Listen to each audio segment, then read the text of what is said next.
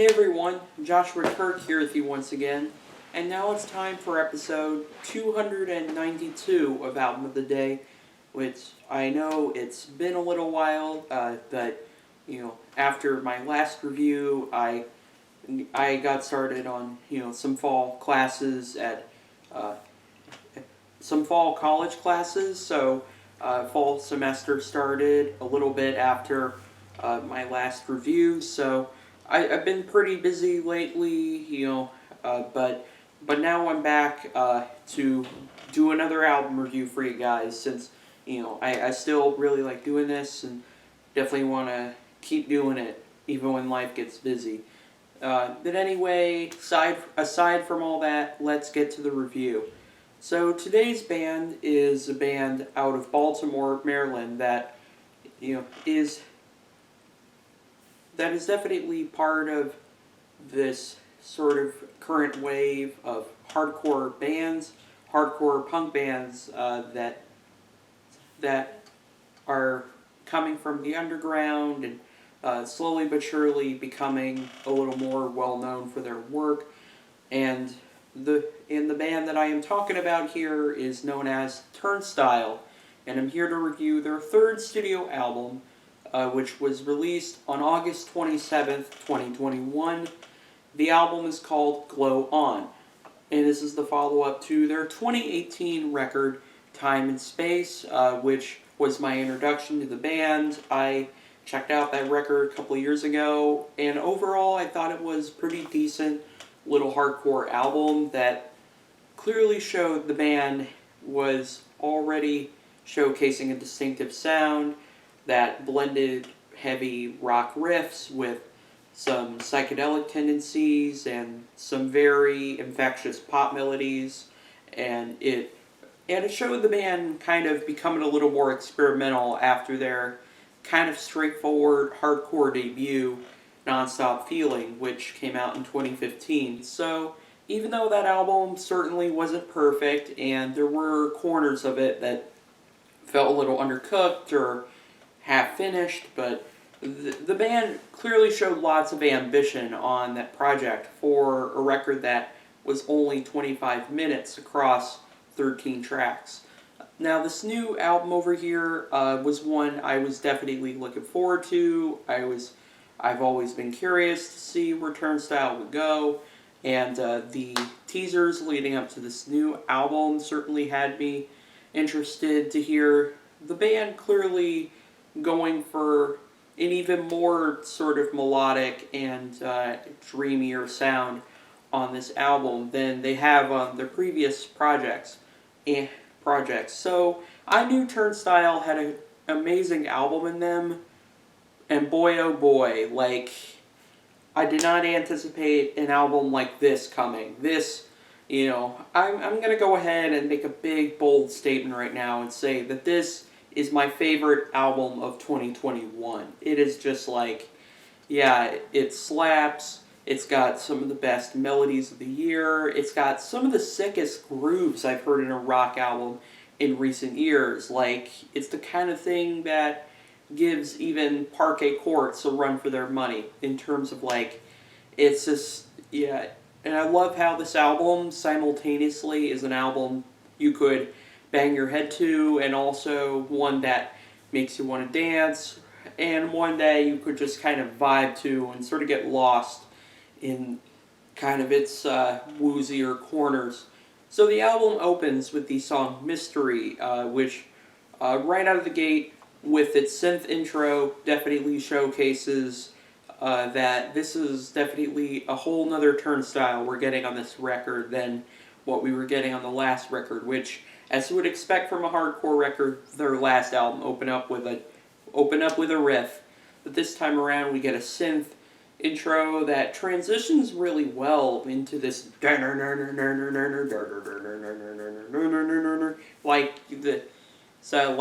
groovy hardcore, and we get a passionate lead vocal from frontman Brendan Yates, and right out of the gate he's showing that there are actually more clean vocals on this record. Shouty, screamed vocals do show up quite a bit, but this time around we actually have more singing this time around, and I think it works for the approach that the band is taking on this record. Uh, and I also really like the way the song transitions into the track Blackout, which is an even more ambitious track. It sort of starts out kind of a straightforward like pop rock song, and has so it has just a very catchy lyrics both in the verses and in the chorus, and I do really like uh, those dreamier guitar leads that enter the song in the chorus. But but that's not even half of what they're doing here. They're doing things like breaking out a bit of a bass and drum break with a little bit of percussion in there, and even bringing in a bit of a Latin funk breakdown near the end, which is quite insane. It's a song that kind of manages to do so much in just under 3 minutes, and I can't help but appreciate the song for it. Then Don't Play comes in.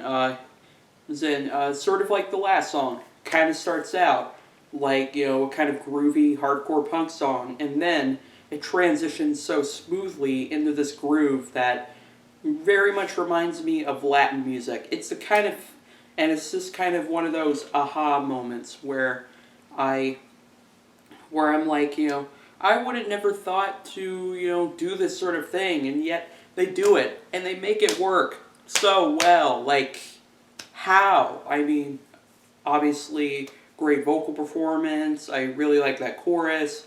The way the pianos and more percussion enter into the mix really adds to the whole vibe, I think, very well. And then I also love that very intense outro, which couldn't have been a better way to end this track. Then we sort of cool things down a little bit with the track Underwater Boy, which is the first track that showcases the much more mellow side of Turnstile. And, this is a kind of vibe that I tend to be a little bit hit or miss on. It kind of depends on how well the artist is doing this kind of aesthetic, but I think Turnstile pulls it off very well on this track. Like, it's something you can vibe out to, but it still has some real substance to it. Because it has a solid groove, and it's a groove, and the vocal is well produced, and that chorus I think has a good sort of grungy drive to it that kind of a little bit of tension to cut through kind of the atmosphere, and is a much needed breath of fresh air after just flat out energy and heat that we got from the beginning of the record. And then we go back into the heat again with Holiday, which was one of the teasers for this album, and the way the bass is produced and mixed on this track is really interesting. It's like they managed to mix the bass guitar in a way that makes it sound like it makes it kind of sound like hip-hop a little bit. Like, it's kind of psychedelic, and you're able to hear it very clearly on both sides on both ears, over this really cool, like, do do do do do do do do do do do do. Like, their use of drum machines, I think, is really good. And then it goes right into the bang, bang, and it's a holiday, bang, bang, bang, bang, bang, and which is just so catchy. And also the song has arguably one of the best choruses on the entire album, and I also really like how the song manages to like go hard and be in your face, but also just be so meticulous in its little details. Like, I really like the way all the instruments drop out, and about for that bridge, and you just hear like the bass and the vocal just sort of giving it a little bit of time to breathe before the explosive outro. But if you're looking for more just kind of a straight sort of mosh pit inducing sort of punk track, may I suggest the following Humanoid. It's a Humanoid, which is just like it's so nuts. I really like Franz Lyon's lead vocal on this track. And track, and like the breakdown is really interesting. It sounds so woozy and warped. Like it's the kind of sound where I can't tell if it's a synth or a guitar being played through some weird pedal, and then it transitions very well into Shake It Up, which is basically just like, and like huge gang vocals of Shake It Up. Yeah, and yet it manages to be very effective.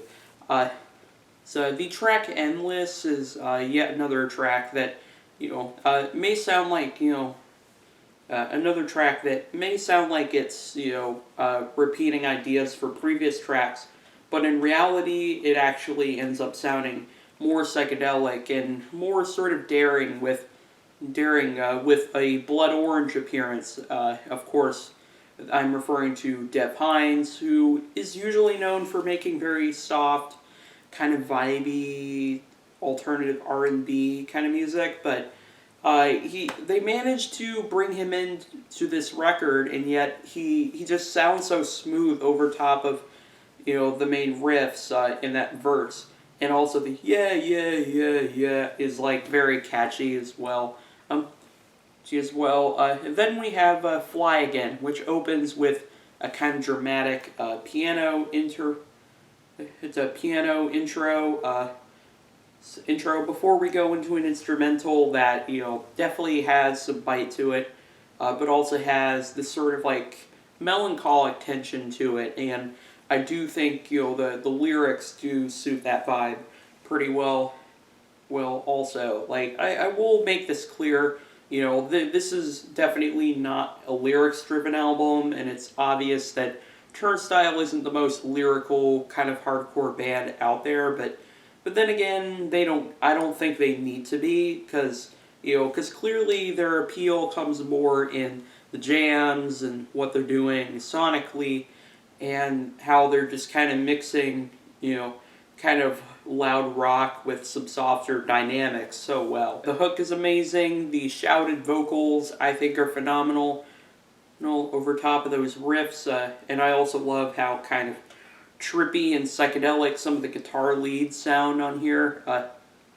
And also the end of the song is really cool and meticulous in how how it kind of reveals the intricacies of reverb that are being worked into the drums this time around. Sometimes reverb on drums can be really overbearing and can make the drums sound a little fake, but in the case of this album, the drums still sound very vibrant and cohesive with the reverb on them.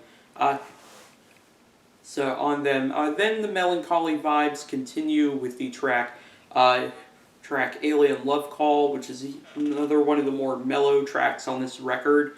And it is somehow a very effective moment of introspection on the record, and also the chemistry between Brendan Yates' vocals and the guest appearance from Blood Orange, I think is top notch, and I do really like how it sort of recontextualizes some of the themes on this record, and like those slightly chipmunked lead vocals at one point, I think create a character, I think, in a very interesting way.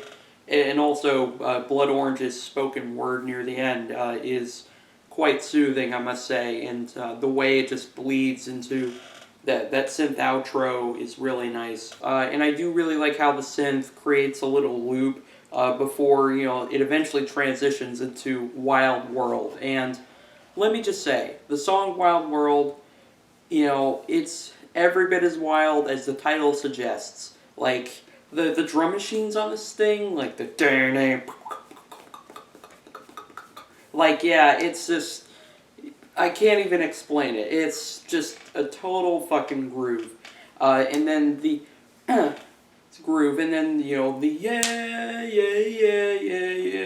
yeah, like it kind of as the song progresses, like gets you even more pumped up to hear it, and then once you get into the actual groove, it's like I am just dancing in my seat, and I just can't stop. I really like the passionate vocals, and that chorus has an even sicker groove. Like, this is easily one of my favorite songs on this album. Like, I don't know if it's like song of the year per se, but like, yeah, this song has the kind of groove that just like, oh my god, so good. Like, I can't even explain it. Dance Off, as the title suggests, is a fittingly very dancey punk moment on the album. And I also do really like how, this is the kind of song that, both sonically and even lyrically kind of subverts the whole idea of, there, the whole idea of, life and all this stuff being kind of like a dance-off, a competition where we're all just kind of doing it our own way. And I think, that ties into the overall themes of this record very well also, because, it's kind of a record that deals a lot with isolation and melancholy, but also like, just sort of finding ways to, just kind of glow on and, find some sort of glow in life. To glow in life, and I really like. So I really like the use of cowbells, like the percussion arrangements throughout this album. They bring something very interesting every time, and that breakdown is just like nuts. Where we have this psychedelic bass solo with a little bit of synth, and the guitar, doing these weird sounds, like essentially they're using their instrumentation to communicate with aliens in a way on this track. Which is kind of an interesting, somewhat callback to the whole alien thing. That's the whole alien subplot that seems to be happening within this album. Hence, cuts like Alien Love Call. New Heart Design is definitely kind of a poppier moment on the record. Hell, it even kind of reminds me of a ska song in terms of the groove. It kind of reminds me of ska, but without the horns, the whole kit and caboodle that you associate with that kind of sound.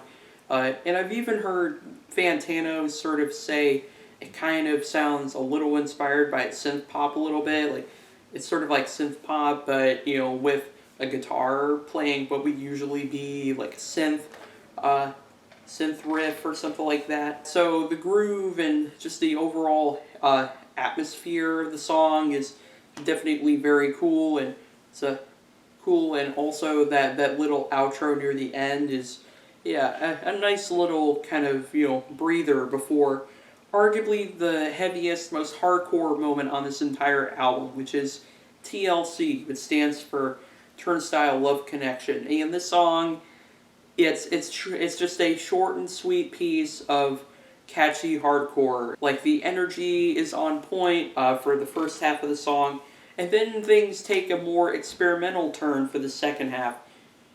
Where the groove gets a little slower, and we even have a bit of a electronic break. So a little electronic break near the end, and not to mention, the song is only like 1 minute and 40 seconds, and yet it manages to feel like 3 minutes or even 4 minutes with how much it manages to do. It's pretty crazy.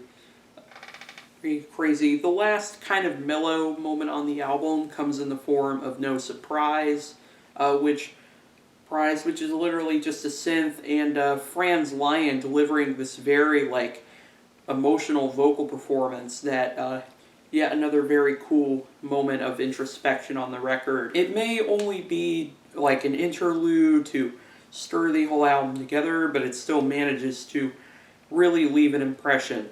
And then the whole thing closes off with Lonely Desires, which is the second track to have Blood Orange on it. And again, Dev Hynes just, he sounds surprisingly good over some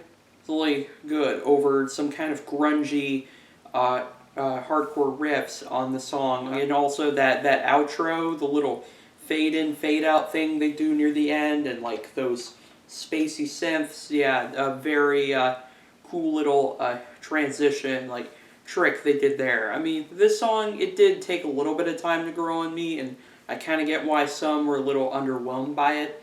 But, I do think, it fits very well in the context of the album, and also those, like, those little spooky melodies kind of are the thing that ultimately won me over towards the song, like everything else on the record. Yeah, I was very positive in this review. I, did not expect that, this would be my album of the year and that, I would have little to no negative things to say about it, but negative things to say about it. I mean, do they still have a long way to go? Yeah, but yeah, and could they maybe improve on some things? Sure, but the music itself is just like from production to structure, sure, to vocals, to the grooves. I mean, this is everything I could ever want in a rock album in this day and age, and this day and age, like, it definitely is the kind of thing that, it has a lot of replay value too. Like, this is one of those albums where, whereas with some records, I want to kind of pay attention to everything and kind of turn my brain on while I listen to it. This is one of those albums when I just want to turn my brain off and just enjoy myself, and just I need some really good rock music. This is the album I go to. So yes, this album is getting a 10. It's my third 10 out of 10 of the decade. Like, it's a decade. Happy to have this alongside Spanish Love Songs, Brave Faces Everyone, and Phoebe Bridgers' Punisher as like some of the best albums of this decade. Okay, so that's my very glowing review of the very glowing new album from Turnstile, Glow On, and I'll see you for episode 293.